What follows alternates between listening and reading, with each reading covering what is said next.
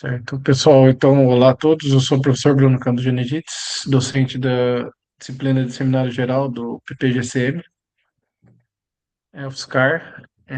Hoje temos um grande prazer de trazer o nosso amigo William, que é um grande docente da área de Química Analítica. Ele trabalha com eletroanalítica e pode ver que ele trabalha com também um pouquinho de espectroscopia. Vocês vão ver que ele vai falar de colorimetria, que aí brinca um pouco nessas áreas, né?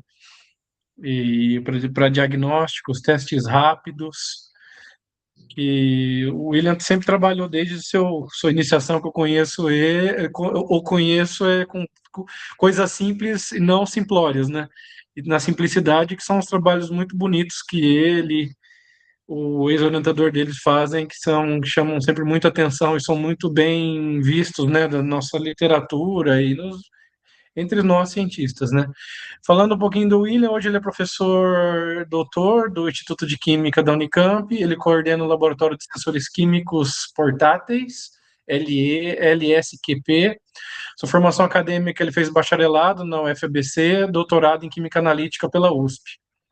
Ele passou um tempo com o professor Joey Wang, na Universidade de Califórnia, San Diego, o UCSD, UCSD, perdão. Ele tem experiência em química analítica, ele ganhou o prêmio Young Talent in Analytical Chemistry pela BR Jack. Esse prêmio agora mudou o nome, né? Agora é o prêmio Lauro Kubota. Acho que o William foi um dos últimos a ter o prêmio, que eu e ele tivemos esse prazer de ter esse prêmio em anos diferentes. Ele é membro afiliado da Academia Brasileira de Ciências do Estado de São Paulo. Ele é membro do Instituto Nacional de Ciência e Tecnologia sobre Substâncias Psicoativas, sócio efetivo da SBQ, tesoureiro da SBQ Regional. Atualmente é vice-chefe do Departamento de Química Analítica e o seu grupo de pesquisa trabalha com sensores vestíveis, desenvolvimento de dispositivos analíticos portáteis, como eu disse no começo da apresentação, de baixo custos, sensores e biosensores eletroquímicos e colorimétricos, bioanalítica, microfluídica e forense. O William é um cara bastante acessível. Quem quiser também tem um e-mail dele aqui, wra@unicamp.br. É só mandar e-mail que ele responde sempre. William, vou então deixar a palavra contigo. Se acontecer algum probleminha, eu te mando mensagem, mas geralmente, nas últimas semanas, a nossa internet está um pouco mais tranquila, a conexão via nossa rede UFSCar, né, o IP UFSCar. Então, passo a palavra para você, agradeço mais uma vez sua disponibilidade e pode fazer sua apresentação. Um prazer tê-lo conosco. Tem bastante gente hoje, nós temos já quase 40 pessoas assistindo, isso é um público bastante alto. Então, pode ver que, além de você ser um cara de relevância, sua pesquisa é bastante interessante para a audiência. Obrigado. Eu que agradeço, Bruno, muito obrigado. Obrigado pelo convite. Agradeço aí a oportunidade de poder conversar um pouquinho com o pessoal sobre um pouco da linha de pesquisa que a gente desenvolve, né? Então, a gente tem bastante sinergismo, né, dentro da eletroanalítica, essa ideia de fabricar dispositivos portáteis, né, fazer aplicações em diferentes áreas, né, em diferentes temáticas. Então, eu vou tentar aí sintetizar ali nesses próximos 40, 50 minutos que você comentou, né, que é a ideia do seminário, poder falar um pouquinho, então, de alguns trabalhos, e aí eu também já deixo bastante aberto para que, conforme tiverem dúvidas, não sei se vocês sempre fazem depois da apresentação, se durante, mas pode ficar à vontade de perguntar, interagir, e depois a gente conversa para ter um papo. Então, vou colocar aqui a apresentação.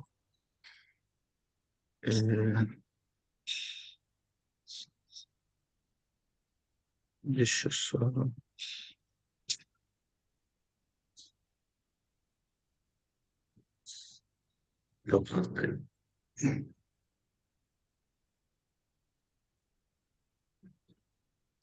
Bom, confirme se está aparecendo para vocês a tela no modo de apresentação.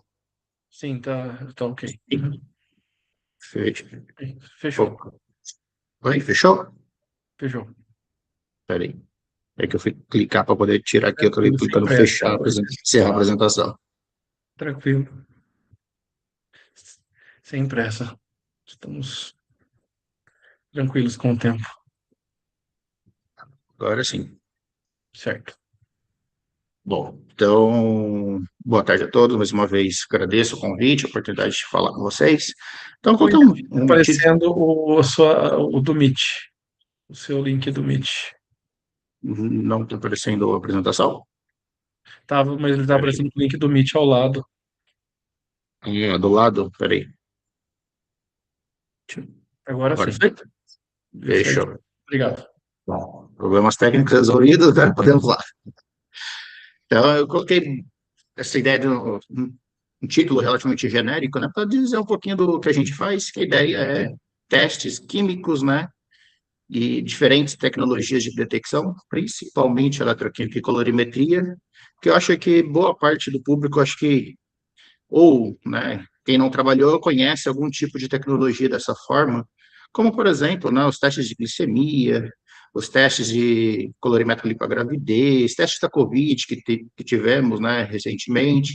Então, que é basicamente tentar fazer ensaios rápidos para resolução de problemas analíticos, né, diretamente em campo, né, no lugar de necessidade. Então, antes de mais nada, deixo o convite aqui, né, para quem não conhece o Instituto de Química da Unicamp.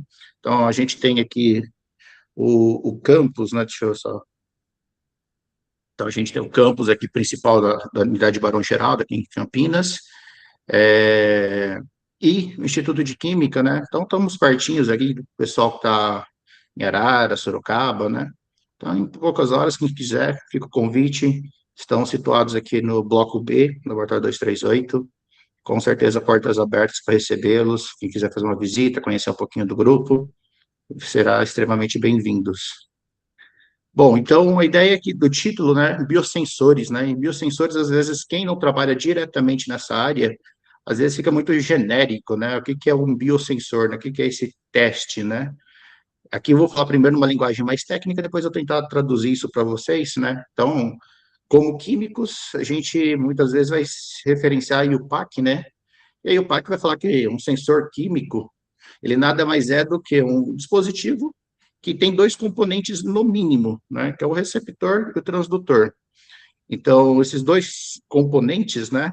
A ideia é que o receptor tem algum tipo de afinidade, algum tipo de interação química com a espécie que a gente deseja analisar, e que vai, então, transformar nessa interação, essa reação que pode acontecer nessa interface, em uma forma, né, de sinal analiticamente útil. Então, basicamente, né, em forma mais sintética, a ideia é que o receptor ele vai transformar essa interação numa forma de energia e o transdutor vai realmente converter essa energia numa forma de sinal normalmente elétrico, né, que a gente chama de sinal útil. Então, pensando num caso de um sensor eletroquímico, por exemplo, a gente pode ter o eletrodo, que é o transdutor. Sobre a superfície desse eletrodo, a gente modifica ele com diversos elementos, que a ideia é proporcionar seletividade. Então, essa camada, né, de reconhecimento ali que a gente vai dar o nome de receptor, geralmente vai ser o fator que possa diferenciar essa resposta analítica. Quando esse receptor tiver uma origem biológica, como anticorpos, enzimas, né, células, micro-organismos, qualquer tipo de material genético, por exemplo, a gente dá o nome específico de biosensor. Então, o biosensor seria nada mais é do que uma vertente, né, que normalmente tem uma interação mais específica, ou um pouco mais de seletividade para essa resposta analítica. Mas, basicamente, é um dispositivo que vai proporcionar a gente obter uma informação química, que pode ser desde concentração até composição total de uma amostra, num sinal, né, que possa ser mensurável ali, normalmente ele na forma de um display, né, numa tela, por exemplo, computador, ou pensando no caso mais prático, talvez, acho que hoje, no caso no glicosímetros, aplicar amostra, em poucos instantes você tem uma resposta ali no visor já de concentração, por exemplo, né, dos níveis de açúcar. Então, isso seria ali um exemplo mais convencional, né, que a gente teria já de um caso de sucesso comercial. Bom, por que que esses testes, né, ou esses biosensores são atrativos, né? Do ponto de vista mais clínico, isso daí fica bastante notório, acho que hoje em dia, pensando até nessa linha do tempo, né, que a gente estou introduzindo para vocês, do ponto de vista de testes de glicemia, por exemplo, né, testes de COVID, em que, se você pensa numa rotina diária, por exemplo, no caso de uma pessoa que, por exemplo, é diabética, ou, né, hipoglicêmica, que precisa ficar fazendo análises contínuas ao longo do tempo, para poder garantir o seu bem-estar, né, basicamente, se toda vez que ele tivesse que fazer um ensaio, precisasse ir no hospital ou numa clínica especializada para fazer coleta de amostra, processar essa amostra, realizar o teste, alguém, né, especializado em interpretar esse resultado e então emitir um laudo para poder o paciente saber o resultado, isso seria crítico no ponto de vista hoje em dia. Então, a mesma coisa, né, por exemplo, no caso da COVID, muitas vezes, um teste em confirmatório, a gente precisava fazer tudo isso. A gente ia lá para fazer os testes moleculares, né, como o PCR, por exemplo, e aí a gente lembra que muitas vezes demorava 2, 3 dias, às vezes, logo no começo, para sair o resultado. Enquanto muitas vezes a gente tinha rotas alternativas, que são chamados os dispositivos, né, os testes do tipo point of care, ou nos pontos de atendimento, em que basicamente, usualmente, tem uma coleta de amostra mais facilitada, né, algo que dispensa o uso, né, de um especialista, por exemplo, um enfermeiro, um médico, e que então você já aplica aquele teste já onde você está, em casa, ou numa atenção primária, por exemplo, e em questão agora de minutos, muitas vezes, entre você aplicar né, essa amostra e ter o resultado, você já tem uma informação. Essa informação, em alguns casos, ela pode não ser tão precisa, ela não é o suficiente, muitas vezes, como um laudo técnico, um laudo médico, mas ela já dá uma informação importante. Por exemplo, no caso da glicemia, né? Então, para fazer uma checagem mais específica, né? Repete o teste, ou se não, faz o uso, né, da insulina ou alguma outra medicação. Ou no caso da Covid, lá que eu estava comentando, também, você saber, olha, preciso tomar as medidas, né, na época ali de isolamento, né, por exemplo, ou, né, realmente saber que se está tranquilo, se pode, né, frequentar as atividades normalmente. Então, a ideia é que a gente possa facilitar, ter um fluxo de resposta mais rápida para a tomada de decisão. E, nesse sentido, duas tecnologias, né, basicamente mais utilizadas e mais práticas é a eletroquímica e a colorimetria.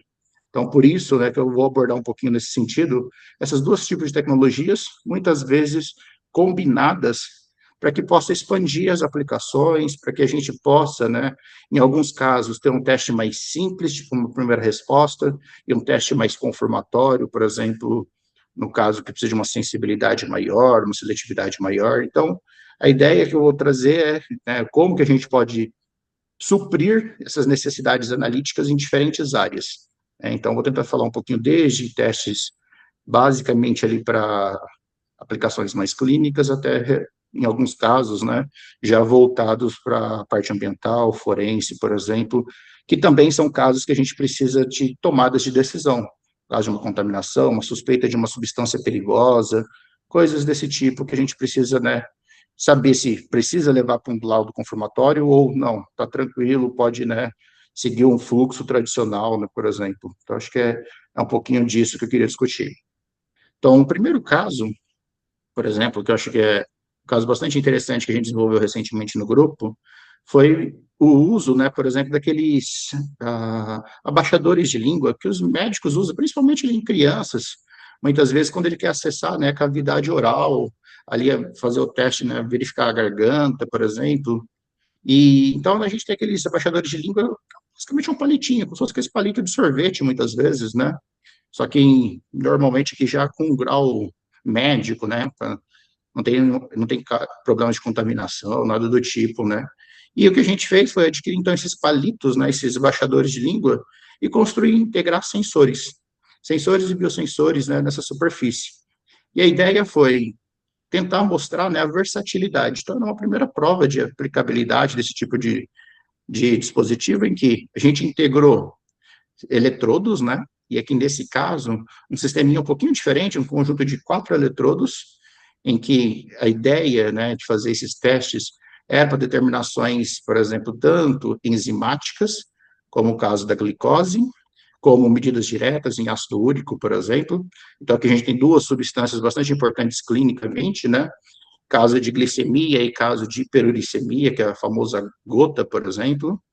E a ideia, então, era integrar, então, esses dois eletrodos de trabalho, esses disquinhos pretos aqui, utilizando tintas condutivas, e aqui, nessa extensão, era basicamente o contato elétrico, né, para poder esticar até obter conexão com o potenciostato, né? Então, como a gente não tinha uma eletrônica ainda tão miniaturizada a ponto de integrar já no palito, a gente usou uma versão compacta, né?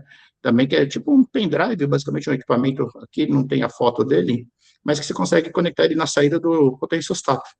E a ideia é que, então, com esse palitinho, né, a gente pudesse acessar ali a boca, na cavidade oral, fazer a amostragem ali rapidamente de saliva, então uma amostragem, coleta de amostra mais simplificada, a pessoa não precisaria tomar nenhuma ação, né, diferente, ou, né, perfurar, nada.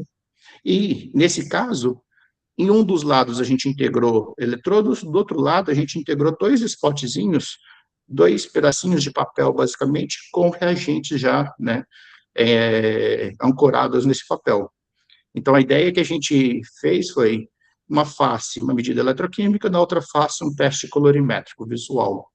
Então, para isso, a gente tem um dado, né, bastante quantitativo desse lado, e aqui ele é um resultado também que, numa primeira inspeção visual, ele é mais qualitativo, semi-quantitativo, mas que usando colorimetria digital, a gente consegue utilizar, né, para obter essa informação agora também de forma mais precisa. Então, como já comentei, do ponto de vista eletroquímico, a gente estudou, né, alguns modificantes, né, para poder fazer essa medida. Então, para isso, para ter uma medida mais seletiva, no caso da glicose, a gente usou a glicose oxidase, que é a enzima natural para a quebra dessa molécula, e adicionou, então, basicamente, uma tinta condutiva já com azul da Prússia, né, análogo de azul da Prússia, que pode fazer a detecção do peróxido gerado, né, pela reação enzimática. Então, a glicose, na presença de oxigênio, e a glicose oxidase, né, então causa quebra, formando peróxido, e peróxido é determinado eletroquimicamente. E para dar maior robustez nessa medida, a gente integrou numa camada aí de PPD, que é polifenileno-diamina, para poder, né, realmente recobrir essa camada, os sítios, né, ainda ativos do eletrodo, para poder evitar passivação. No caso da detecção eletroquímica, a gente possibilitou a detecção direta, a gente inicialmente ia fazer enzimático, mas como a enzima a uricase ela não é tão estável como a glicose oxidase, a gente optou por fazer uma detecção direta, já que é possível detectar num potencial baixo, né, no caso do ácido úrico, com uma seletividade bastante boa. E nesse caso, a gente então, né, sobre a tinta de carbono, a gente adicionou um polímero condutor, que é o PIDOT PSS, que é uma mistura, né, de polidioxiofeno com poliestireno, sulfonato de poliestireno sulfonato, e dando partículas, né, de carbono, né, nanotubos de carbono com paredes múltiplas. E que estou usando aqui com realmente uma membrana para evitar essa passivação. Do outro lado, nos testes colorimétricos, a gente detectou tiocianato e nitrito, que são duas espécies que não têm um apelo tão convencional quando a gente faz um teste, aí, um hemograma completo, por exemplo, ou aqueles testes que é rotineiro, né, que os médicos peçam, como no caso do glicose do ácido úrico, mas são espécies que têm algum interesse clínico do ponto de vista de alguns tipos de, né, marcador de alguns tipos de câncer, ou no caso de tabagismo, por exemplo, e nitrito no caso de principalmente proliferação bacteriana, ou periodontite, algumas espécies, né, que causa alguns problemas de saúde, principalmente ali na boca, né, na arcada dentária, principalmente. Então, a ideia aqui foi utilizar, né, testes colorimétricos já bastante conhecidos, e para evitar a questão de lixiviação desses reagentes, a gente introduziu, então, uma camada de agarose para que pudesse, né, ajudar a realmente criar uma camada protetora, né, e evitar com que tivesse uma lixiviação muito grande desses reagentes para a boca, o que poderia causar algum tipo de contaminação, né. Então, com esses resultados, né, com esses dispositivos, a gente permitiu com que a gente fizesse, então, por exemplo, no caso do ácido úrico, detecção eletroquímica direta, realizasse a calibração numa faixa, né, relativamente ampla do ponto de vista clínico, variando desde concentrações que a pessoa tem baixa concentração de ácido úrico, concentrações normais, que é ali por volta de 100, 200 micromols por litro, e no caso de hiperuricemia, que realmente aí já tem concentrações bastante elevadas na saliva. Avaliamos diferentes tipos de interferentes, metabólitos, né, convencionais, que a gente tem ali em biofluidos humanos, principalmente ali na saliva, em concentrações relevantes, tanto individualmente como em mistura. Avaliamos a estabilidade ao longo do tempo, né, da resposta desse sensor, quando submetido a trocas, né, de saliva, né, ali fazer medidas sequenciais, mas trocando a camada de saliva, e avaliamos também a reprodutibilidade, observando ali variações de 6, né, até 6% em ambos os casos. Então, a ideia é que era um dispositivo que é barato, aqui um custo cerca de $1, $2, então 5, R$ 10, alguma coisa nessa ordem, dependendo da escala de fabricação, obviamente, mas que a gente consegue, então, fazer, né, aqui 2 testes desse lado né, e os 2 outros colorimétricos no outro. Então, para o caso da glicose, a mesma coisa. Então, lá a gente tinha a oxidação do ácido úrico, aqui a gente vai ter a redução do peróxido produzido enzimaticamente, então uma detecção indireta. Na calibração, a gente já permitiu uma faixa mais estreita aqui para o caso de hipoglicemia, mas uma faixa compreendendo principalmente o nível de pessoas, né, tidos como saudáveis em termos de concentrações de glicose, e até o caso, né, de excesso de açúcar, né, ali, né, detectado na saliva. Então, mesma coisa, avaliamos a seletividade para garantir que a resposta, né, seria precisa, né, robusta em termos de variação de resposta.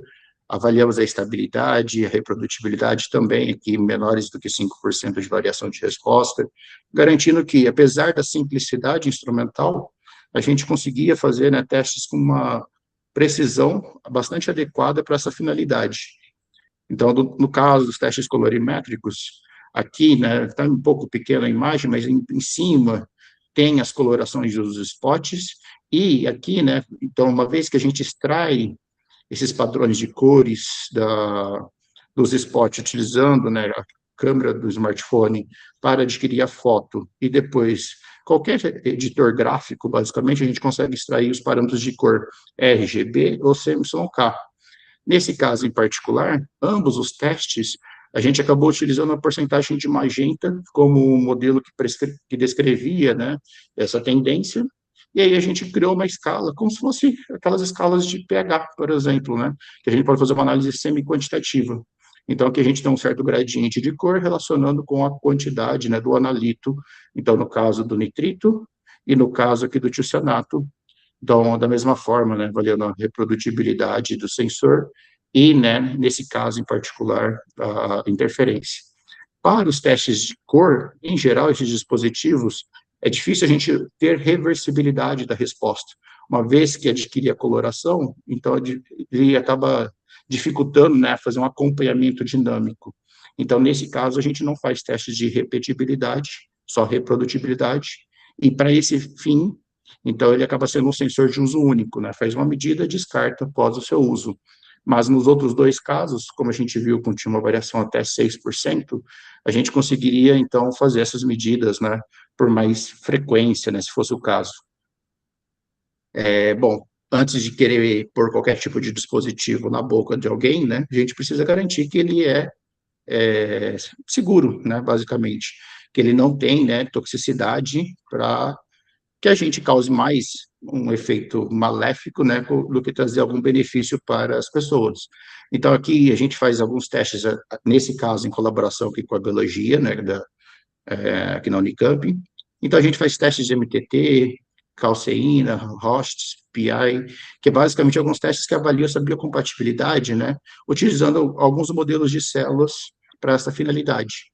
Então, a gente consegue verificar que a viabilidade celular é mantida sempre, aqui nesse caso, muito próximo do 100% em todos os testes, tanto colorimétricos como eletroquímicos, o que, né, nos assegura que, para essa aplicação, né, aqui, principalmente em curto tempo, que a gente só vai pôr ali na boca para coletar e fazer o teste fora, ele é bastante seguro e que os reagentes, né, não apresentaram toxicidade para esse tipo de ensaio. Então, aqui a gente realmente utilizou já amostras de saliva depois, eu acabei não trazendo aqui, mas todos os resultados depois foram validados, né, com com técnicas analíticas, mostrando que realmente o sensor proposto, né, nesse caso aqui o multiplex, ele acaba sendo bastante preciso e pode ser uma opção interessante aí para futuros diagnósticos, por exemplo, principalmente facilitando, né, a testagem. Porque nesse caso, né, realmente a coleta é bastante simples, tira da boca, e no caso dos ensaios enzimáticos, foi otimizado ali um tempo bastante rápido, cerca de 1 minuto, então em poucos tempo a gente já tem a resposta analítica para ter essa informação, né, clínica sobre, por exemplo, no caso de glicemia e no caso também de ácido úrico, né?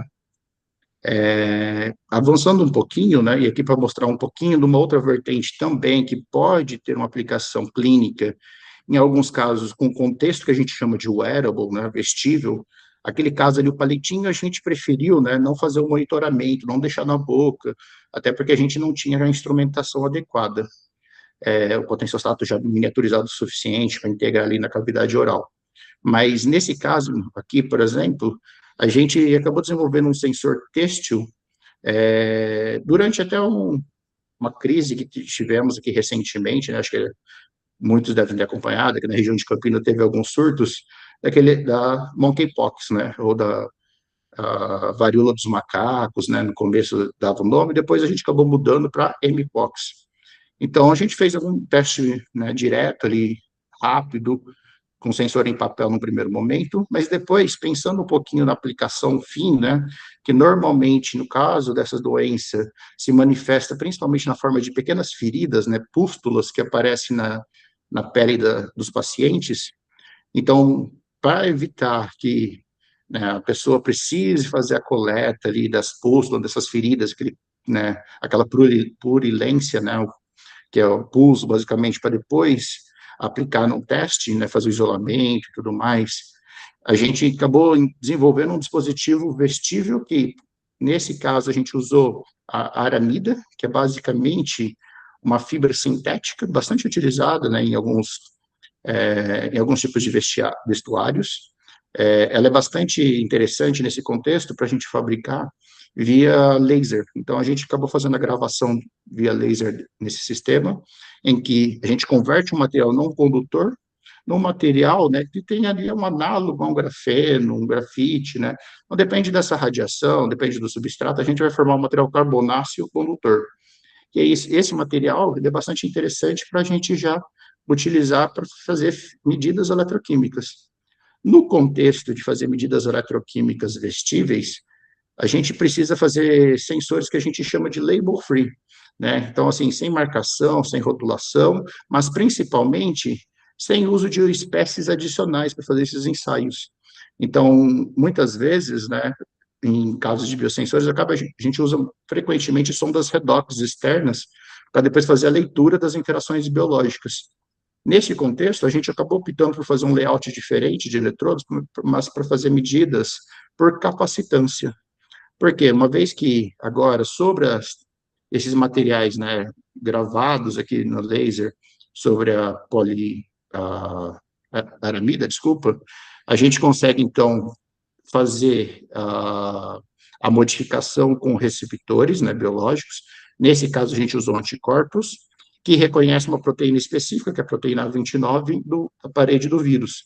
Então, uma vez que acontece essa interação, essas partículas virais, elas, em geral, ela vai produzir uma mudança, né, aqui nessa interface do eletrodo, uma mudança basicamente físico-química, que pode ser desde carga, dependendo, né, dos pontos elétricos, essas espécies, em função do pH daquele meio, mas também, né, a gente vai mudar o dielétrico, né, desse meio, o que vai induzir mudanças, né, de capacitância, impedância desse sistema. Então, a ideia é que aqui, nesse caso, a gente pudesse simplesmente aplicar uma camada de um hidrogel bem fininho sobre a superfície dessa malha, né, sobre os eletrodos, e pôr em contato já direto, né, com a pele. Num primeiro momento, para fins de desenvolvimento de método, e a gente não tinha, né, mostra um paciente, né, exatamente aqui com a ferida. Então, o que a gente fez foi utilizar, né, a bioimpressora que a gente tem para criar um modelo mimético à pele humana, e sobre a pele a gente contaminava ali intencionalmente com vírus, né, e aí esses ensaios a gente acabou fazendo aqui na biologia, no laboratório de biossegurança nível 3, né, que a gente tem acesso.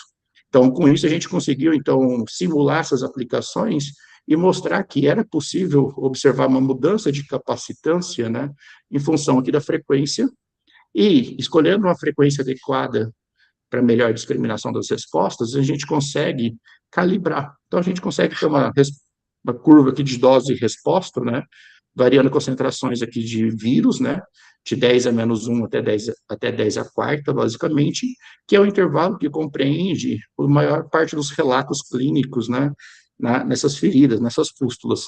Comumente, a gente pode chegar em cargas virais maiores que 10 a quarta, mas pensando em diagnóstico, principalmente, a ideia é saber se tem do que realmente quanto tem, isso não seria problema. Só levaria uma saturação de resposta, mas isso a gente causaria, né, então, essa mudança de capacitância. Então, a gente conseguiu fazer um teste que tinha uma reprodutibilidade aqui adequada, porque não sei se muitos de vocês aí já teve experiência em fazer medidas de capacitância, normalmente essas medidas costumam ter uma variação um pouco maior do que outros tipos de técnicas, como técnicas amperométricas ou voltamétricas. Mas nesse caso em particular, a gente conseguiu ainda respostas bastante precisas, o que, né, nos chamou bastante atenção e permitiu que observar que, além de realmente ter uma boa reprodutibilidade, de fato, o ancoramento dos biorreceptores aqui, né, os anticorpos, possibilitou uma resposta bastante seletiva para a monkeypox, né, a mpox, em frente a outros vírus, né, que fossem relevantes. Da mesma forma, só para a gente não perder muito tempo, a gente também fez esses testes de viabilidade celular e a gente percebeu que, para esta aplicação, sempre que a medida fosse feita até 1 hora, né, ali em contato com a pele, basicamente a gente tinha uma boa biocompatibilidade. Então, a gente observava, né, que tinha a manutenção da viabilidade celular. Mas, quando a gente começava a expandir isso para que o tecido ficasse 24 horas, por exemplo, em contato, isso já começava a causar reduções significativas da viabilidade celular, o que, então, mostraria que não é tão, né, não é ideal a gente fazer usos prolongados. Porque, muitas vezes, né, então, nesse caso em particular, deve ter algum componente ali que vai lixiviando, ou que vai, né, acabando afetando um pouco essa viabilidade celular, e que para testes curtos não é problema. De forma geral, esses testes, né, eles demoram cerca de 15 minutos. Então, dentro, né, dos ensaios que já até 1 hora, então é factível de ser utilizado, né, para esse tipo de aplicação. Então, a ideia que a gente projetou é que pudesse fazer algo desta forma. Então, como a gente não tinha, né, acesso a pacientes, e sim já amostras coletadas, que eram basicamente de plasma e de saliva, a gente mostrou que o teste também funcionava para outras aplicações, mas a gente vislumbrava, né, que no futuro pudesse ser feito ensaios, né, realmente colocando ali, posicionando o sensor, né, que nesse caso o biosensor já direto sobre a pústula, para que pudesse, né, fazer já a detecção direta do material viral que tem ali exposto, né. Então, a gente, então, conseguiu mostrar essas aplicações bastante práticas e, novamente, em cerca de 15 minutos, a gente tinha uma resposta já para um diagnóstico, né, que muitas vezes é muito mais caro, normalmente baseado em PCR, e que vai demorar aí pelo menos 24 horas, normalmente, para obter um diagnóstico, tá? Então, um teste alternativo bastante simples de ser feito, né? Mas aqui, nesse caso em particular, ainda precisando de um analista. Então, um teste pudesse ser feito numa atenção primária, com um determinado, né, especialista, já que não tem um nível de integração de etapas tão fácil, né, tão fluxo de interpretação do resultado, como no caso anterior, por exemplo. Então, nesse sentido, né, eu mostrei um pouquinho de duas diferentes técnicas de fabricação, que era basicamente a radiação a laser, lá induzindo a gravação do material carbonáceo, e já com uso de tintas condutivas ali, né, por stencil print, screen printing. Aqui já um terceiro tipo, por exemplo, em que a gente, além de fazer essa gravação com laser, a gente também utiliza aqui no laboratório as impressões com impressões 3D, que o grupo aí do professor Bruno, né, já é bastante proeminente nessa técnica, talvez uma das maiores lideranças nacionais para a fabricação de sensores eletroquímicos. E aqui no laboratório a gente começou fabricando com um layout um pouquinho diferente do convencional, porque ao longo do tempo, né, a gente já tem aqueles eletrodos comerciais, né, por exemplo, da DropSense, por exemplo, que é aqueles eletrodos, né, contatos, 3 eletrodos, e tem um contato elétrico, né, bastante extenso para facilitar as conexões, principalmente ali com os jacarés, né. Nesse caso em particular, como os eletrodos impressos, tradicionalmente, eles sofrem de problemas de condutividade, já que é difícil ter um compromisso de carga, né, condutora, então, por exemplo, material de carbono, né, ali, por exemplo, um grafite, grafeno, carbon black, né, negro de fumo. Então, se a gente aumenta muito o teor dessas espécies, dificulta a impressão, né? Ou a gente já tem um material ali mais frágil depois para fazer, para utilizar. Então, se a gente põe cargas mais baixas desse material condutor, normalmente vai ter uma baixa condutividade, o que é péssimo para medidas eletroquímicas. Então, já que a gente sabe ali da primeira e segunda lei de Ohm, então a gente sabe que a resistência de um material ele vai depender diretamente da distância, né, que a corrente tiver que fluir ali naquele material condutor. Então, o que a gente fez é evitar ter contatos elétricos muito prolongados e imprimir já de forma tridimensional os 3 eletrodos. Então, aqui utilizando, né, nesse primeiro momento, é, filamentos comerciais, né, de negro de fumo, em que a gente, então, fabrica os 3 eletrodos, a parte em preta, o prateado aqui, a gente depois passa a tinta de prata na superfície apenas para tornar ele um pseudo-referência de prata, cloreto de prata, e, nesse caso, como a espessura do dispositivo é de alguns milímetros apenas, a região de contato elétrico também, né, o comprimento que vai ter que, região, na seção transversal, que vai ter que fluir a corrente, ela é pequena. Então, mesmo que o material tenha ainda problemas de condução elétrica, ele se torna adequado para medidas eletroquímicas.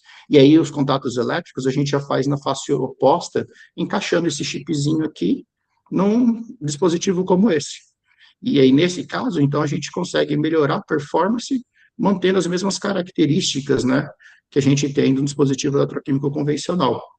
E para isso a gente faz, né, a gente começou há relativamente pouco tempo, 2, 3 anos, essa parte de impressão 3D, na verdade uns 2 anos no máximo. Então a gente já fez algumas aplicações, como por exemplo, essa daqui que era alguma coisa também no sentido de ser vestível, né, análises diretamente ali sobre o local de interesse, mas nesse caso não humano. Então em plantas, por exemplo, em que a gente pode adesivar esse chip, né, eletroquímico com já o potenciostato que a gente tem aqui comercial, que já é vendido como um potenciostato wearable, de certa forma, né? Então, aqui mostrando o caso em que a gente pudesse monitorar, por exemplo, né, a parte de aplicações, né, de pesticidas, aplicações de defensivos agrícolas de forma mais eficiente.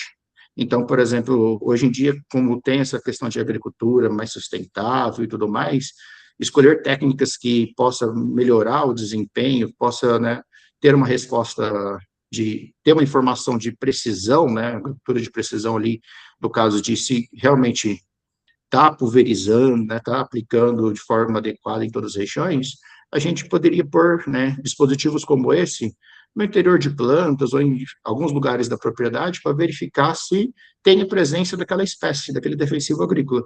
Aqui nesse caso, mostrando, né, antes da resposta, uma corrente aqui já relativamente estável, depois que borrifou, simulando aqui a aplicação, a pulverização do pesticida, a gente observa, né, o aumento da corrente aqui, basicamente dessa espécie. Então, aqui era uma medida amperométrica bastante simples, mas que pudesse, né, trazer essa informação de forma rápida sobre a mudança, né, presente de uma espécie eletroativa desse contexto. Então, o que a gente fez foi monitorar alguns defensivos agrícolas, em especial aqui o paraquat, em que a gente pudesse determinar tanto, né, por exemplo, na árvore, né, realmente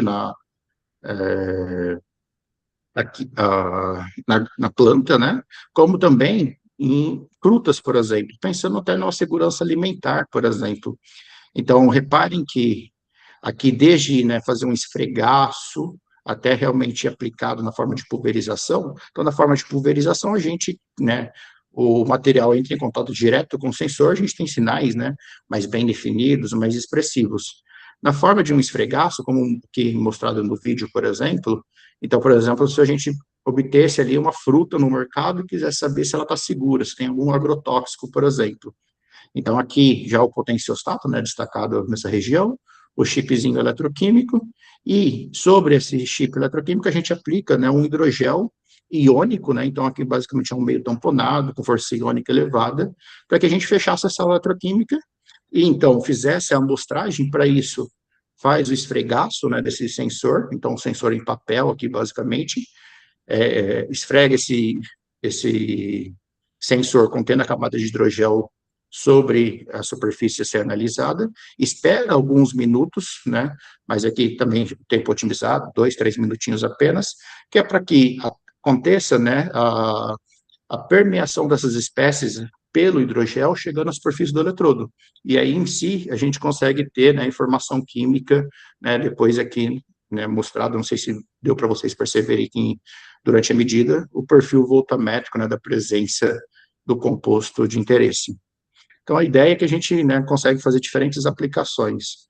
Aqui é um trabalho já mais antigo, que, na verdade, começou lá da época do meu pós-doutoramento, que a gente fez lá com o grupo do professor Tiago, né, que foi meu orientador, supervisor no pós-doutorado, em que a gente começou a mostrar a possibilidade de fazer essas gravações a laser, né?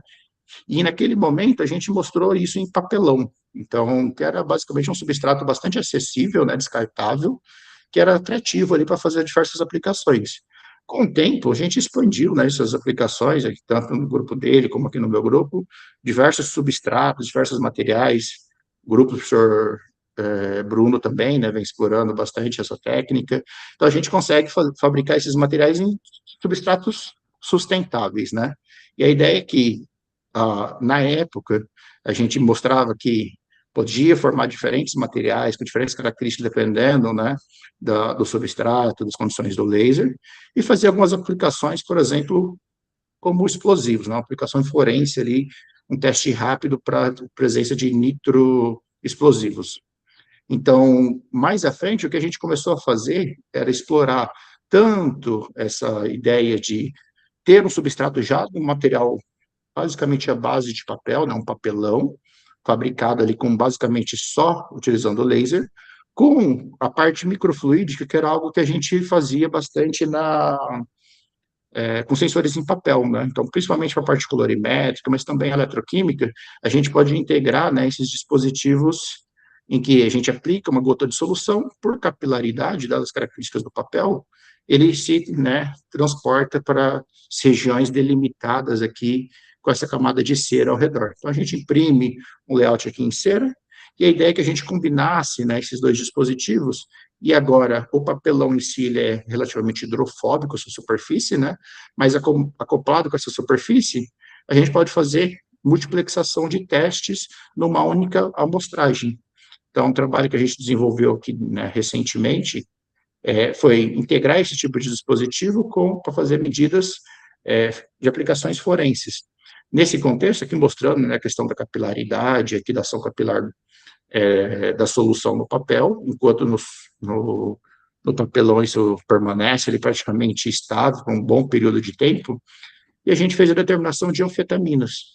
Então, a anfetamina ele é um composto que ela em si, né, ela é não eletroativa no primeiro momento, né, mas que a gente pode fazer processos de derivatização. Então, sobre uma das regiões, a gente mobiliza aqui um sulfonato de naftoquinona, que é um composto derivatizante que vem lá dos métodos cromatográficos, e a gente observa que o sinal do sulfato naftoquinona ele vai diminuindo e vai surgindo, né, um novo processo faradaico aqui relacionado ao produto, né, desse adulto entre o NQS, que é o derivatizante, com a anfetamina, permitindo a sua calibração. Do outro lado, o que a gente fez foi, normalmente, esse teste, por exemplo, ele é feito na urina, só que a urina era um fluido que era fácil de ser manipulado, fácil de ser adulterado. E uma das ideias foi tentar criar um certo controle, né, dessa amostra, já que normalmente, por motivos óbvios, essa coleta não é supervisionada. Então, para garantir que não tenha adulteração, a creatinina, ele é um marcador clínico, né, que é basicamente avalia a função renal. A sua concentração, ela muda bastante entre indivíduos, principalmente entre homens e mulheres, mas para indivíduos saudáveis, que não têm problemas renais, o intervalo de concentração, ele é relativamente conhecido para homens e tem um intervalo um pouquinho diferente para mulheres. Então, por exemplo, nesse caso, a informação da detecção da creatinina poderia ser uma ferramenta adicional para poder ter uma ideia se essa amostra pode ou não ter sido adulterada, principalmente por diluição, que é tentando mascarar, né, a concentração ali cair abaixo do índice de detecção da anfetamina. Então, desde que o indivíduo, né, declare que não tem problemas renais, então no questionário prévio, isso pode ser um teste adicional ali para, pelo menos uma triagem, saber uma informação adicional. Então, utilizando dessa técnica, a gente explorou algumas outras, né, aplicações forenses também. Então, no caso de drogas, que são chamadas drogas facilitadoras de crimes, né, em que a gente tem caso mais conhecido, né, na literatura, são lá os crimes de Boa Noite Cinderela. Só que o Boa Noite Cinderela, ele tem, né, algumas drogas bastante típicas, já bem documentadas. Só que tem uma classe bastante ampla de compostos que têm efeitos similares, em que você, né, pode induzir alguns efeitos, né, de sonolência, perda, né, de consciência, da vítima por essa dopagem. E isso pode ser utilizado, então, para cometer crimes, seja financeiros como crimes sexuais. Então, a gente acabou mostrando algumas aplicações, né? Aqui, nesse caso, utilizando detecção eletroquímica, por exemplo, um substrato, né? Também aqui gravado a laser, basicamente, com potenciostato, então, medidas que possam ser feitas diretamente numa cena de crime, né? Coletando amostras suspeitas, né? Resíduos de bebidas, por exemplo. Como também, né? A gente começou a explorar um pouquinho, né? Desses eletrodos 3D, fabricados com já também dessa forma conectados aqui na forma já de um acessório, né, com o eletrodo, com esses eletrodos impressos, para detecção também aqui do MDMA, né, que é o êxtase, que é a droga hoje, né, mais apreendida no país, ou uma das mais apreendidas no país. Então, aqui no vídeo acho que não está com uma qualidade muito boa para vocês observarem, né, mas estou mostrando, né, que o eletrodo impresso tem, né, o perfil voltamétrico clássico aqui para uma sonda redox, né, reversível. Então, um ferriferro, um hexavinrotênio, por exemplo. Então, para isso, com o MDMA, a gente fez uma calibração, mostrou o intervalo de detecção, né, a faixa linear, avaliou a reprodutibilidade, e apesar de eu acho que não estar aqui na primeira apresentação, a gente também, né, em parceria com a Polícia Científica, obteve algumas amostras, tanto de êxtase, né, positiva para êxtase como negativa para êxtase, e fez aplicações, né, nessas amostras para validar, né, a performance do sensor em termos de aplicações em campo. Por fim, aqui eu acho que uma última aplicação eletroquímica, por exemplo, para destacar usar um pouco dessa questão de engenhosidade para fabricação, fabricar, né, esses eletrodos em substratos convenientes. Então, ao longo da apresentação, eu tentei mostrar diversos tipos, né, de aplicações. Então, ali no baixador de língua, por exemplo, sensor em papel, sensores poliméricos, basicamente ali uma tirinha que a gente integrava eletrodos. E aqui, por exemplo, né, um analista, um químico, em geral no laboratório, sempre vai estar portando luvas, né? E aqui no caso a gente integrou nessas luvas eletrodos. Então, usando tintas condutivas, a gente integrou, né, aqui um arranjo de 3 eletrodos. Nesse caso aqui, para facilitar a, o uso, né, vestível, já que a luva se deforma muito, a gente imprimiu isso numa forma de serpentina, que permite acomodar essas deformações sem romper, né, os contatos elétricos, e aplicou aqui para determinações de compostos explosivos, poluentes emergentes, aqui fármacos, mas que também pode ser utilizado no contexto, né, de drogas facilitadoras de crimes, mostrando detecção desde em fase sólida, usando hidrogéis, como, né, aqui realmente coletar um pó sobre uma superfície, também usando esses hidrogéis, e aqui no caso de líquidos, né, que poderia ser desde amostras de água, por exemplo, ou um biofluido, por exemplo, né, para mostrar aplicações, principalmente em triagens, que a gente possa fazer uma resposta rápida ali do tem ou não tem, dado uma certa sensibilidade da técnica, né, ou do método desenvolvido. Só para passar uma visão geral da parte colorimétrica, né? Então, no grupo, o que a gente faz basicamente é desenvolver esses testes, principalmente em substratos de papel, que podem usufruir da parte microfluídica ou não, na forma de spot teste, que a gente pode determinar, né, diferentes aplicações, né, então ambientais, aqui, por exemplo, detecção de pesticidas, detecção de metabólitos de bactéria. No caso, durante a Covid, a gente fez testes em cotonetes, por exemplo, que era basicamente para simular aquela coleta, né, nasofaríngea, orofaríngea, e, em geral, a gente tira foto desses testes, utilizando, então, softwares gratuitos, a gente obtém esses parâmetros de cor, que a gente pode relacionar com, então, coordenadas, né, aqui do espaço de cores RGB ou CMYK.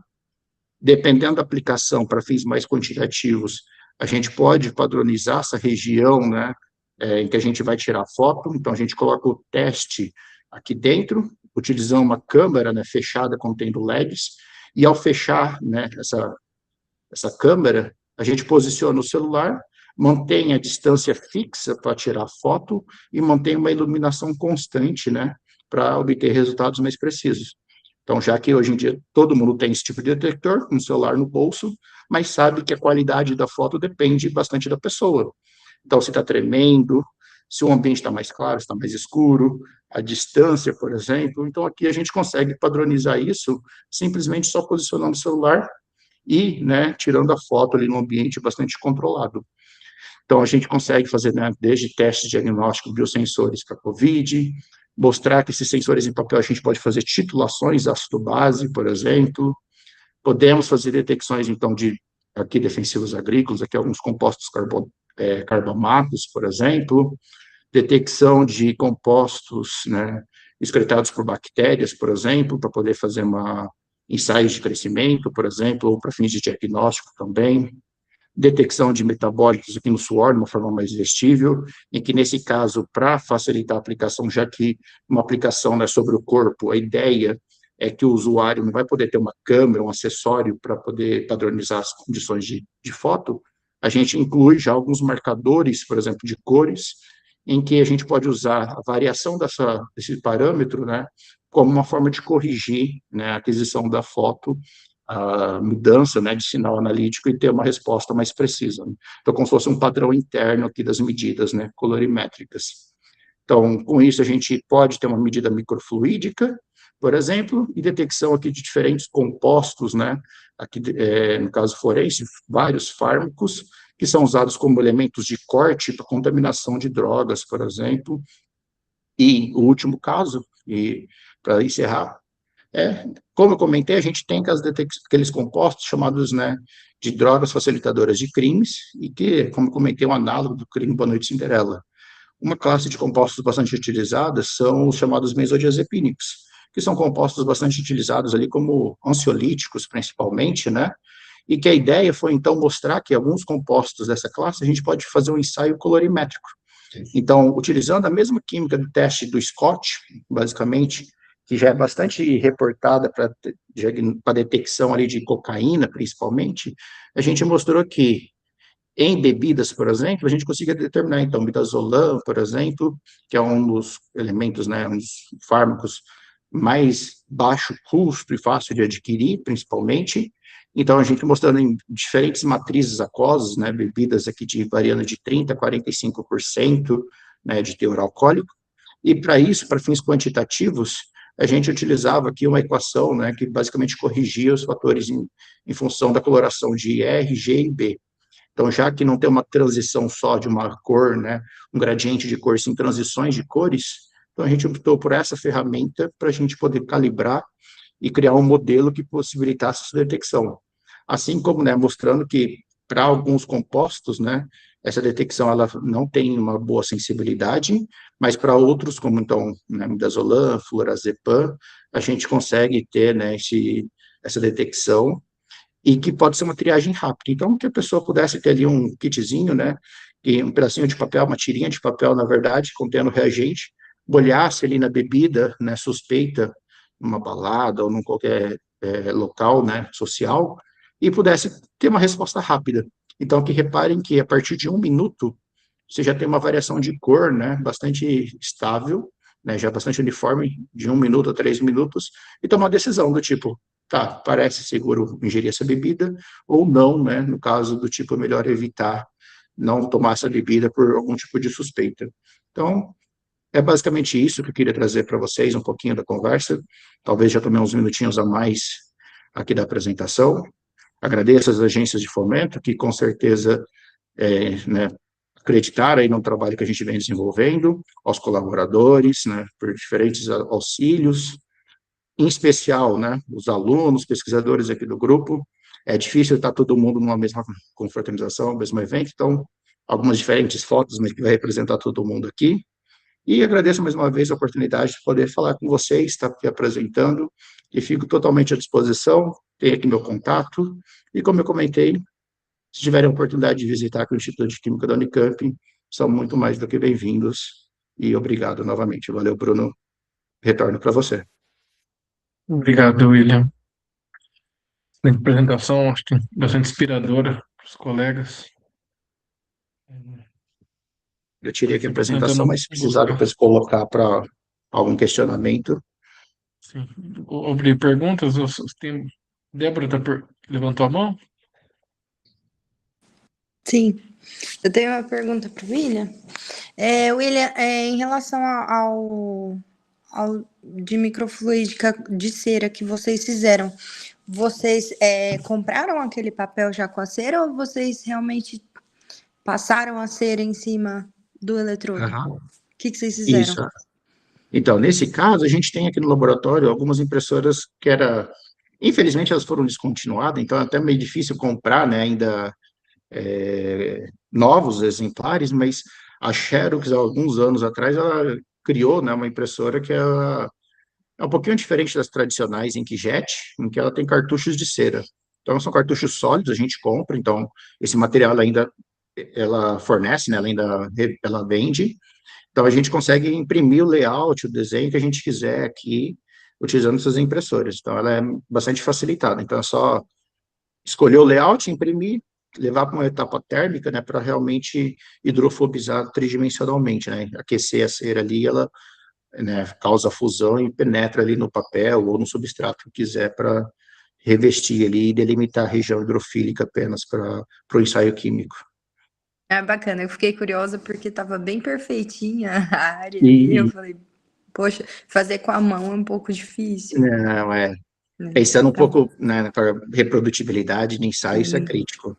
sim, Aí é realmente só de forma instrumental, senão só resultados não reproduz. semi-quantitativos mesmo. Sim, obrigada, viu? Imagina.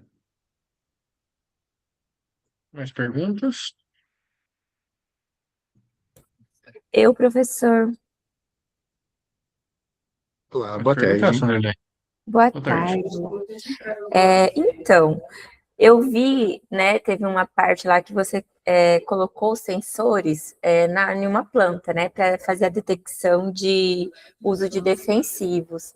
Aí eu gostaria de saber se além desse uso de defensivos que vocês podem detectar, se ele pode ter esses sensores eles podem ter outros fins, né, em espécies vegetais e principalmente na área florestal, em espécies florestais, se eles podem ser utilizados para algum fim nesses tipos de material. E parabéns, né, pela apresentação e pelo trabalho magnífico.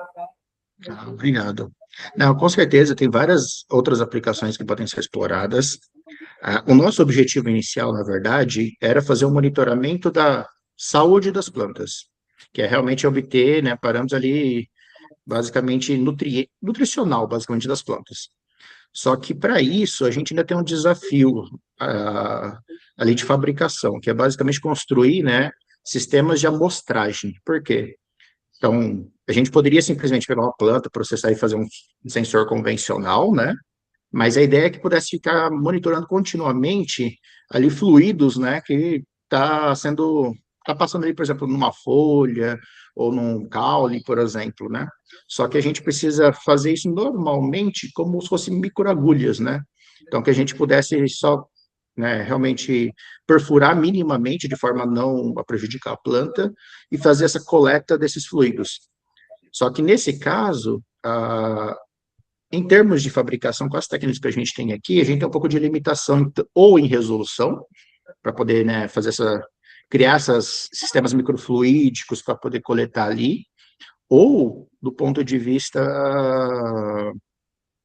de, por exemplo, já integrar os eletrodos, né? Então, por exemplo, a gente poderia já, as microagulhas ser os eletrodos, e aí já fazer uma medida direta, ou coletar para que levasse até o eletrodo. Então, a gente não conseguiu fazer isso, então, ainda nesse momento, a gente está adquirindo uma impressora que a gente acredita que vai melhorar um pouquinho essa questão da resolução, a ponto de a gente começar a explorar esse tipo de coisa. Então, como a gente desenvolve bastante essa parte de biosensores, uma das áreas que a gente gostaria de explorar é realmente essa questão de, por exemplo, alguns vetores, né, ambientais ali, ou citricultura, ou diferentes, né, diferentes plantas em si, diferentes frutíferas, para começar a detectar dessa forma. Então, é uma coisa que até o Bruno mesmo, a gente já conversou uma vez lá no CIB, de começar a fazer algumas coisas nesse sentido, né? Então, a gente espera que num futuro, agora, não tão longo, a gente comece a permitir, já que, por exemplo, a parte do potenciostato, a gente já consegue ter uma integração minimamente legal ali. Então, acho que agora é questão de trabalhar um pouquinho na estratégia de detecção. A gente já tem alguns outros pesquisadores, inclusive brasileiros, aqui no CNPEM, por exemplo, já fez alguns sensores eletroquímicos para ficar obtendo informações principalmente de desidratação da planta. Então, saber, por exemplo, quando precisa fazer fazer, né, aplicar água, né, basicamente, Irrigar. regar ali a planta, né, basicamente. Então, também medidas de capacitância, né, conseguir tirar essa informação, capacitância, resistência, basicamente ali, ter essa informação de desidratação da planta, por exemplo. Então, ferramenta ali, é um sensor mais físico, né, principalmente ali naquele contexto, mas também é importante em diversos cenários. Muito bom, muito obrigada e legal. Eu sou engenheira florestal, qualquer coisa, precisar de alguma, Opa, pode contar com comigo. certeza, vamos conversar sim, é um prazer. Tá, obrigada, professor. Obrigado, Sandrine. NL? Oi, estão me ouvindo? Sim, Oi, Sim, professor. Parabéns pela apresentação. Eu achei muito interessante obrigado. os biosensores, mas eu queria saber como funciona a parte burocrática para fazer esses sensores serem utilizados de fato, seja por órgãos de saúde ou pela parte de segurança. Como é esse trâmite? Uhum. Sheila, essa pergunta sua ela é bastante pertinente, ela é bastante complexa também, porque assim, do ponto de vista acadêmico, né, a gente já precisa de diversas autorizações, né, principalmente do ponto de vista mais ético, né, para obter essas amostras. Mas pensando agora em traduzir, né, levar essa tecnologia que a gente desenvolve dentro da academia para o setor produtivo, tem várias etapas que são extremamente importantes, né, que é as etapas realmente de validação desse teste, né, realmente testar em diferentes contextos, obter estatísticas bastante robustas, né, com quantidade bastante grande de testes, amostras. Então, para cada tipo de aplicação, por exemplo, algo mais clínico, algo mais ambiental, depende muito do contexto da aplicação, as regulamentações são um pouquinho diferentes, né? O processo regulatório é um pouco diferente. E principalmente se a gente, né, pensa mais no mercado nacional ou internacional, as agências, né, que regulam têm algumas regras um pouco diferentes, distintas. Mas ele é um processo que ele é bastante árduo e que normalmente é, é difícil a gente conseguir, né, ir muito além de realmente obter essa aprovação, né, essa inserção no mercado produtivo, porque normalmente na academia a gente está limitado, né, por bolsas. E bolsas normalmente têm prazos bem delimitados, né, 24, 48 meses, no caso de pós-graduação, né, e normalmente o aluno chega no final vai ter que defender e tudo mais, e principalmente hoje com as cobranças do ponto de vista mais, né, de produção, se você só ter, né, tipo, mais ensaios ali para poder garantir e tornar mais atrativo para o setor produtivo, muitas vezes ela é uma barreira que ainda é bastante intransponível na academia. Hoje em dia já está se valorizando cada vez mais patentes, né? Cada vez mais produtos tecnológicos, o que é bastante legal, importante, e que talvez vai ser uma ferramenta lá na frente, mas eu ainda vejo que falta um pouquinho mais de incentivo das agências de fomento, fazer essas partes de validações, né? Normalmente requerem um recurso um pouco maior, porque é difícil você falar, olha, eu quero só aprimorar aquilo que eu já desenvolvi num projeto anterior. Normalmente você vai falar, você não quer fazer, você não está fazendo criando nada novo. E aí obter financiamento muitas vezes para essa parte ainda é um pouquinho complicado no Brasil. Então é uma parte que ela é crítica, mas que depende muito da aplicação. Não sei se você tem um caso em particular, né, que você gostaria de saber, mas ela passa por várias etapas, né? Que a gente tem algumas métricas, chama TRL, né? Grau de maturidade tecnológica, e também tem um CRM, que é CRL, na verdade, que é o grau de maturidade comercial. Então, a gente tem desde prova de conceito até realmente aplicação ali no cenário real, por pessoas, né, diferentes, ou se depende da aplicação, né? Se é mais um point of care, por exemplo, ou se é um teste mais feito ali por um especialista, né? Então, tem alguns cenários, como comentei. Então, é um pouquinho dessa parte que ela é bastante importante, mas que, infelizmente, são pouquíssimos grupos que eu vejo que está cada vez investindo em tentar transpor essa barreira, né, digamos. Então, é burocracias. Não é muito Nossa, é fácil. muita coisa. Obrigada, professor. Imagina. William, você patenteou alguns desses trabalhos? Desses recentes que eu apresentei, eu acho que não. Eu acho que foi mais na época ali da Covid, alguns daqueles testes, né?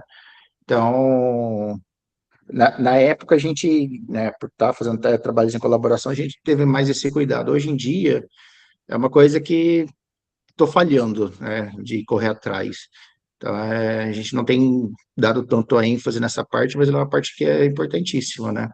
É que, novamente, a correria, muitas vezes a gente vai atrás de outras coisas, e como tem tempo é sensível, né? 6 meses, um ano, né? Não pode ter divulgação, né? Então, muitas vezes a gente acaba optando principalmente pela publicação, e às vezes a gente perde esse privilégio da patente. Letícia? Olá, professor, boa tarde. Muito obrigada Boa pela tarde. apresentação. Parabéns, muito boa. Obrigado. Então, em um dos trabalhos você comentou que utiliza, né, a impressão 3D para a fabricação dos eletrodos. E eu gostaria de saber se em algum momento foi feito um trabalho de desenvolvimento com os filamentos para aprimorar esses filamentos, para otimizar a composição para aplicação na produção desses dispositivos. Perfeito. Hoje é uma linha de pesquisa bastante importante, né? Bastante atual que está tendo essa parte de desenvolver materiais para tecnologia de impressão, né? Principalmente nesse sentido de criar filamentos condutores ou com propriedades muito específicas, né? Aqui no grupo, a gente não tem infraestrutura para fazer essa parte de filamentos, né? A gente não tem a extrusora a gente até tem aqui, né, no instituto, mas a parte de realmente fazer né, criar um mecanismo de processamento bastante homogêneo e tudo mais, é uma parte que a gente ainda não faz, a gente ainda usa comercial. Então, tem vários grupos no Brasil, o grupo do professor Bruno é um deles, que desenvolve nessa parte de criar, né, esses filamentos. Então, é uma parte que a gente precisa avançar em algum momento, mas até hoje, como eu comentei, ainda é uma tecnologia mais recente que no nosso grupo. A gente começou aí nos, talvez, últimos 2 anos, basicamente. Então, a gente acabou optando por usar algo já bem consolidado, comercial, apesar de ser mais caro, ter limitações, mas que pudesse, então, explorar depois o conhecimento técnico, né, de começar a explorar como fabricar.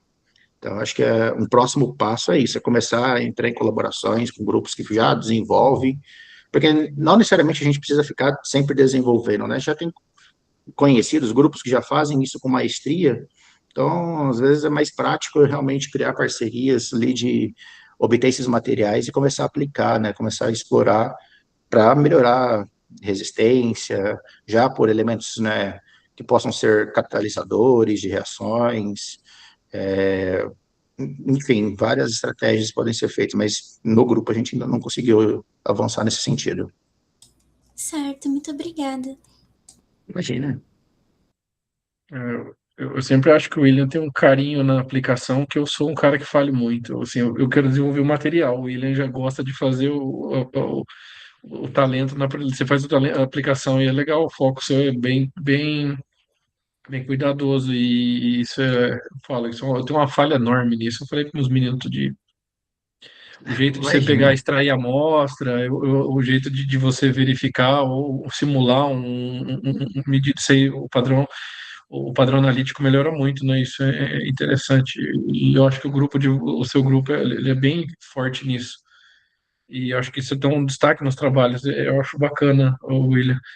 E o que o Bassan perguntou, não vai falar. Professor, dentre os eletrodos citados como capacitivos ou colorimétricos, quais deles o senhor, nosso senhor da Coelha, o senhor, o William é mais novo que eu, já fico até. O senhor vê mais. Brincadeira, Bassan, vê mais potencial para aplicação no mercado. E ele parabeniza pela palestra.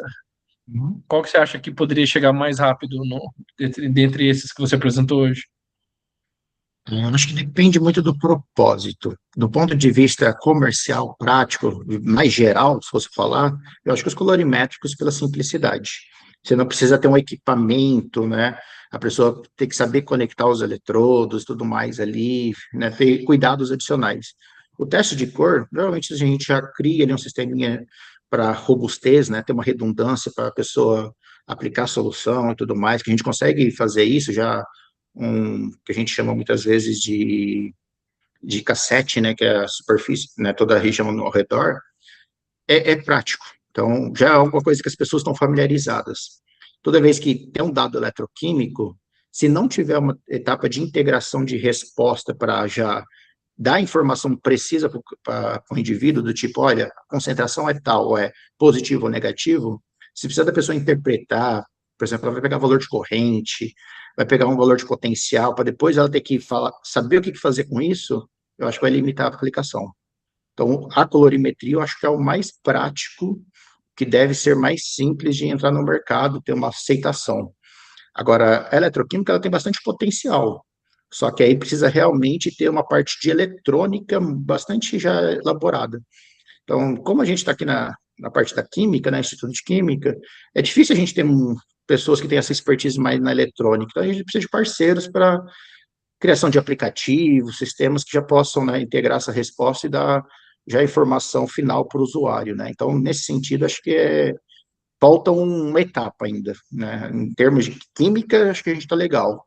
Já consegue fazer testes robustos, seletivos, sensíveis o suficiente. Mas não é prático, muitas vezes, para um público mais leigo, né? Acho que é um pouco nesse sentido. Bacana. Mas alguém tem alguma pergunta? Comentário? O Ian. Pode perguntar, Ian. Oi, boa tarde. Parabéns pela Boa tarde. apresentação. E minha Obrigado. pergunta era mais uma curiosidade, porque você comentou dos sensores que são usados para detectar varíola, e você chegou a comentar também, acho que da Covid. Aí, o que eu queria saber é se o pessoal já está comentando assim sobre o hantavírus. Eu sei que é um negócio completamente novo, né? Acho que muito acabou de sair notícia, mas eu acho que por causa de tudo que aconteceu com a Covid, né? É um negócio, um trauma da geração.